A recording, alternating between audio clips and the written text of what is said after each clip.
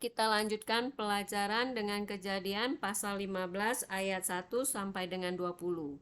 Sesudah hal-hal itu, datanglah firman Yehova kepada Abram melalui sebuah penglihatan dengan mengatakan, "Janganlah takut Abram, akulah perisai bagimu, upamu yang sangat berlimpah-limpah." Dan Abram berkata, "Ya Tuhan Yehova, apa yang akan Engkau berikan kepadaku? Sedangkan aku tidak mempunyai anak, dan ahli waris di rumahku ialah Eliezer orang Damsyik." Dan Abram berkata, "Lihatlah, Engkau tidak memberikan benihmu kepadaku, dan lihatlah, anak laki-laki di rumahkulah yang akan menjadi ahli warisku." Tetapi datanglah firman Yehova kepadanya dengan mengatakan, "Orang itu tidak akan menjadi ahli warismu, tetapi dia yang keluar dari benihmu, dialah yang akan menjadi ahli warismu." Dan dia membawanya keluar dan berfirman, "Lihatlah ke langit dengan saksama, dan hitunglah bintang-bintang itu, seandainya engkau dapat menghitungnya." Dan dia berfirman kepadanya, "Demikianlah kelak benihmu." Lalu percayalah dia kepada Yehova, dan dia memperhitungkan hal itu kepadanya sebagai kebenaran. Dari ayat ini kita belajar ya. Jadi seperti Abram yang mengalami perjumpaan dengan Elohim melalui penglihatan ya. Jadi eh, dulu ya Elohim menampakkan diri kepada eh, Abram gitu ya, para nabi gitu ya, melalui mimpi, penglihatan, kemudian juga menampakkan diri secara langsung ya. Nah, makanya sampai sekarang ini pun itu tetap terjadi gitu ya. Nah, Tuhan menampakkan dirinya melalui mimpi, penglihatan ya, perjumpaan secara langsung gitu ya. Makanya banyak orang yang bersaksi ya, mengalami perjumpaan dengan Tuhan Yesus ya, melalui mimpi, penglihatan, atau secara langsung seperti itu. Makanya kita itu dari zaman dulu sampai zaman sekarang itu tidak mengalami perubahan gitu ya. Nah, karena memang seperti itulah ya Tuhan itu. Dia akan menampakkan dirinya kepada manusia yang mencarinya.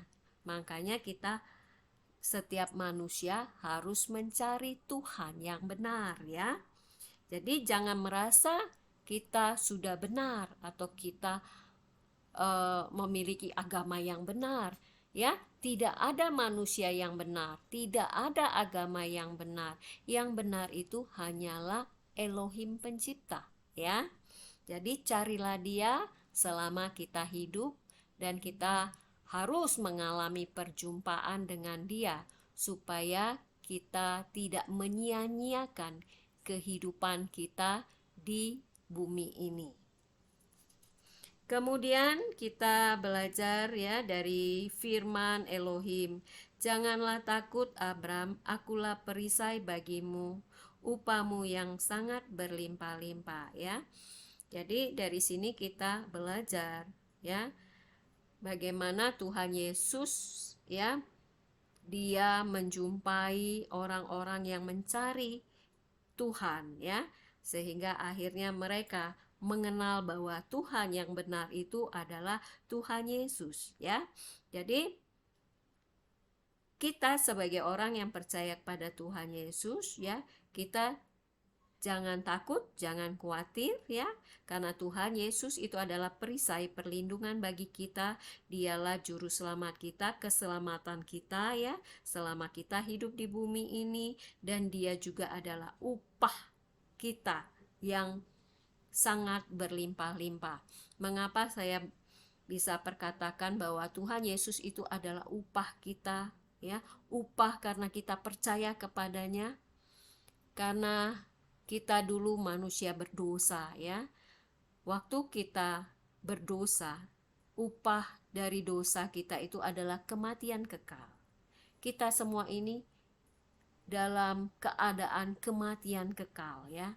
Nah, tapi karena kebaikan dari Bapa Elohim ya, Dia mengutus anaknya Tuhan Yesus, sehingga kita semua manusia yang percaya kepada Tuhan Yesus ya, kita memperoleh kehidupan yang kekal.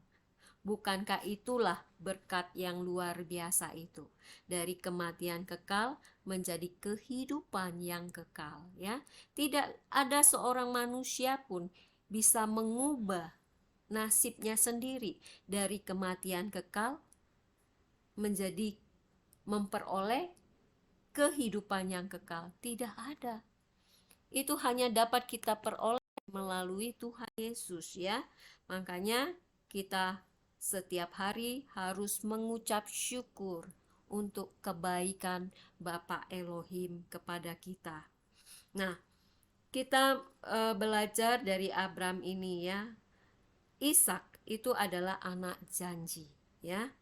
Nah, di sini kita melihat bagaimana Elohim menjanjikan keturunan kepada Abram, bahwa keturunannya akan seperti bintang-bintang di langit, dan Abram percaya pada Elohim dan itu diperhitungkan sebagai kebenaran ya. Sama ketika kita ya menerima Yesus sebagai Tuhan dan kita percaya bahwa Tuhan Yesus ya, Dialah janji dari Bapa Elohim yang diberikan kepada kita manusia, supaya kita manusia memperoleh kehidupan yang kekal. Nah, kalau kita percaya pada janji Bapa Elohim melalui Tuhan Yesus, kita diberkati dengan kehidupan yang kekal, sehingga kita menerima warisan janji, yaitu langit baru, bumi baru ya. Itu diperhitungkan sebagai kebenaran ya. Jadi Bapa Elohim akan memperhitungkan ya percaya kita kepada Tuhan Yesus itu sebagai kebenaran. Kita lanjutkan ke ayat 7. Dan dia berfirman kepadanya, Akulah Yehova yang membawa engkau keluar dari Ur Kasdim untuk memberikan negeri ini kepadamu, untuk mewarisinya.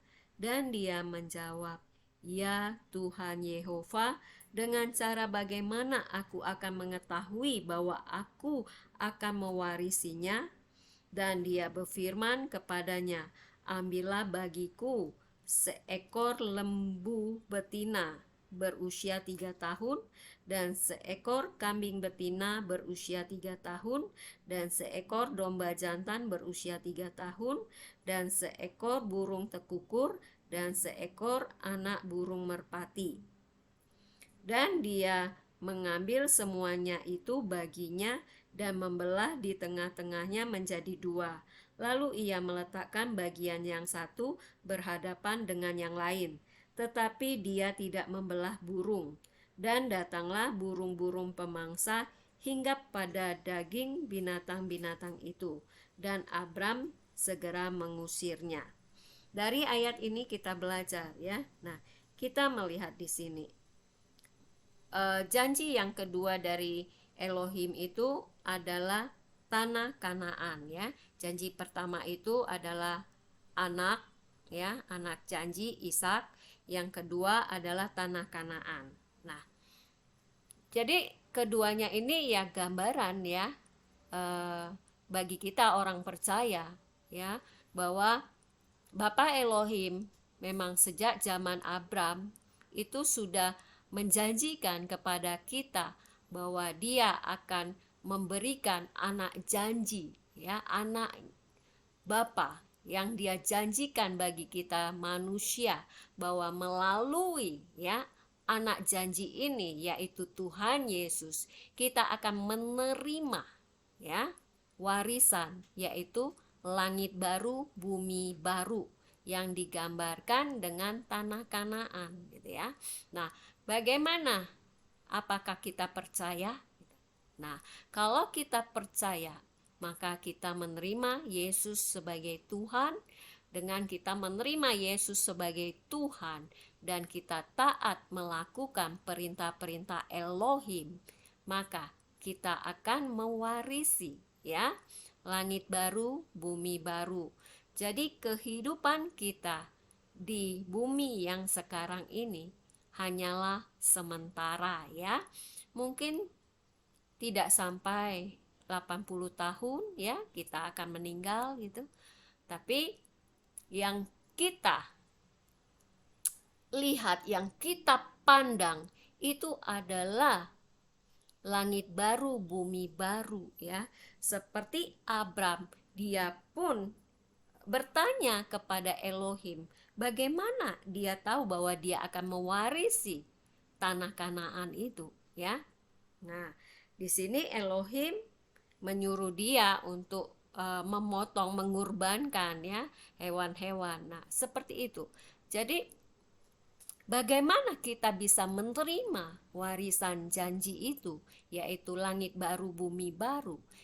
Dengan kitanya mengorbankan daging dan keinginan kita untuk mentaati perintah-perintah Elohim Tentu saja dengan kita mentaati perintah-perintah Elohim itu kan kita akan melawan keinginan daging kita, karena daging kita ini tentu saja berlawanan dengan perintah-perintah Elohim gitu. Nah, makanya sekali lagi bagaimana cara hidup kita ketika kita menerima Yesus sebagai Tuhan harus berubah cara berpikir, hati kita, cara kita berkata-kata, cara kita berbuat, semuanya harus berubah karena kita harus hidup menurut roh karena daging harus kita matikan. Seperti itu. Kita lanjutkan ke ayat 12. Ketika matahari mulai terbenam, maka rasa kantuk yang sangat berat menggelayuti Abram, dan sungguh rasa takut terhadap kegelapan yang dahsyat meliputi Abram. Dan dia berfirman kepada Abram, ketahuilah dengan sungguh-sungguh bahwa benihmu akan menjadi pengembara di negeri yang bukan kepunyaannya, dan mereka akan melayani bangsa itu. Sebaliknya bangsa itu akan memperbudak mereka selama 400 tahun, dan bangsa itu yang akan mereka layani, aku juga akan menghukumnya. Dan sesudah itu mereka akan keluar dengan harta kekayaan yang besar. Dan engkau sendiri akan pulang kepada leluhurmu dengan damai. Engkau akan dikuburkan pada waktu rambutmu telah benar-benar putih. Namun generasi yang keempat akan kembali ke sini, karena sampai di situ kejahatan orang Amori belum genap. Dan terjadilah matahari telah terbenam dan hari telah menjadi gelap, dan tampaklah sebuah perapian yang berasap dan sebuah sulu yang berapi melintas di antara potongan-potongan daging itu. Pada hari itulah Yehova telah membuat sebuah perjanjian dengan Abram dengan berfirman, aku telah memberikan negeri ini kepada benihmu, mulai dari sungai Mesir sampai ke sungai besar, yakni sungai Efrat, tanah orang Keni dan orang Kenis, dan orang Kadmon, dan orang Het dan orang Feris, dan orang Refaim, dan orang Amori, dan orang Kanaan, dan orang Girgasi, serta orang Yebus. Amin. Jadi kita belajar dari ayat-ayat ini ya, bagaimana keturunan Abram ya nanti akan diperbudak selama 400 tahun di Mesir. Nah, kita akan melihat nanti selama di kitab Kejadian ini bagaimana perjalanan hidup dari keturunan Abram ya sampai mereka tiba di Mesir. Jadi dari sini adalah gambaran ya kehidupan kita manusia. Sebenarnya ya kehidupan Abram ini juga merupakan gambaran yang lebih detil dari kehidupan Adam ya. Jadi kita tahu Adam ketika dijadikan oleh Elohim ya, itu kan dia dibuat dari tanah di bumi ya. Setelah Abram menjadi manusia jiwa yang hidup, Elohim menaruhnya di Taman Eden ya. Nah, tetapi pada waktu di Taman Eden, karena Abram melanggar perintah Elohim ya, dia terusir dari Taman Eden. Nah, maka kita melihat dari perjalanan hidup Abram pun diambil ya dari Ur Kasdim dan dia ditaruh di tanah Kanaan ya. Jadi tanah Kanaan itu juga gambaran dari Taman Eden, suatu tempat di mana Tuhan dan manusia itu bergaul gitu ya. Nah, kemudian kita melihat tapi Abram belum menerima tanah Kanaan itu ya, karena dia masih hidup di antara bangsa-bangsa yang tinggal di tanah Kanaan itu, seperti itu. Nah, kita melihat bagaimana keturunannya nanti akan dibawa keluar ya dari tanah Kanaan. Nah, itu kan gambaran seperti Adam dan Hawa keluar dari Taman Eden. Nah, nanti setelah 400 tahun di tanah Mesir, bangsa Israel dibawa kembali ke tanah Kanaan. Jadi sebenarnya kita melihat bagaimana Tuhan itu menggambarkan berkali-kali kepada kita manusia, bahwa kita manusia hidup di muka bumi ini hanyalah sementara. Tuhan sudah menyediakan sebuah tempat ya, yaitu langit baru, bumi baru, di mana kita manusia yang percaya kepada Tuhan Yesus dan yang memelihara perintah-perintah Elohim, kita akan berada di langit baru, bumi baru ya, yaitu suatu tempat yang Elohim janjikan bagi kita orang-orang percaya kepadanya ya. Jadi makanya bagaimana kita harus belajar ya dari bapa leluhur kita, dari Adam dan Hawa, dari Abraham, dari bangsa Israel, sehingga kita di dalam menjalani hari-hari kehidupan kita di bumi ini, kita bisa menjadi orang yang bijak ya, dan tidak melakukan kesalahan-kesalahan ya. Karena kita melihat bagaimana hari-hari ini di akhir zaman banyak manusia yang hidupnya tidak bijak ya. Mereka mengejar ya kekayaan duniawi, kesenangan duniawi, dan itu diajarkan oleh gereja-gereja. Padahal kalau kita belajar dari bapa leluhur kita ya, dari Abram ini, Abram itu tidak mengejar kekayaan duniawi ya. Kita melihat pada pelajaran sebelumnya gitu ya. Tapi dia memang diberkati oleh Elohim gitu ya. Nah, seperti itu. Jadi sekali lagi kita sebagai orang percaya, jangan kita mengejar kekayaan dunia. Kalau Tuhan memberkati kita, ya kita terima. Tapi jangan sampai kita terbawa ya cara dunia di dalam mencari kekayaan. Kita melihat ya orang dunia mencari kekayaan, mereka menghalalkan segala cara, menipu, mencuri, korupsi, ya, segala macam mereka lakukan, ya, dengan cara yang tidak benar, ya. Tapi kita belajar dari Bapak Abraham. Bagaimana kita harus hidup di dalam kebenaran, dan Bapa kita akan memberkati kita, ya, dan kita mengucap syukur dan tetap hidup dalam kesederhanaan, ya, karena bumi ini, tempat tinggal kita sekarang ini adalah sementara, ya, tapi yang kita kejar adalah kekekalan, yaitu langit baru, bumi baru, ya. Jadi mari kita belajar dari bapak-bapak leluhur yang ada di Alkitab ini, ya. Mereka adalah bapak-bapak rohani, ya. Kita mungkin secara secara jasmani kita bukan keturunan Abraham, ya.